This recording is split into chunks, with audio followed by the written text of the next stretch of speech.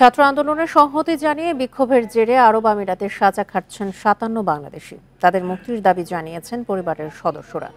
বৃহস্পতিবার বিকেলে ঢাকা বিশ্ববিদ্যালয়ের রাজু ভাস্কর্যের সামনে মানববন্ধন করেন স্বজনেরা। এই কর্মসূচির আয়োজন করে প্রবাসী অধিকার ঐক্য পরিষদ এবং foundation for law and day নামে দুটি সংগঠন। এই আয়োজনে বক্তব্য রাখেন প্রবাসীদের পরিবারের সদস্যরা। তারা বলেন, স্বৈরাচার সরকারের বিরুদ্ধে এক হয়েছিলেন প্রবাসীরাও। এই কাজ করতে গিয়েই সংযুক্ত আরব আমিরাতে গ্রেপ্তার হন ৫৭ জন বাংলাদেশি। পরে বিভিন্ন মেয়াদে তাদের সাজা হয়।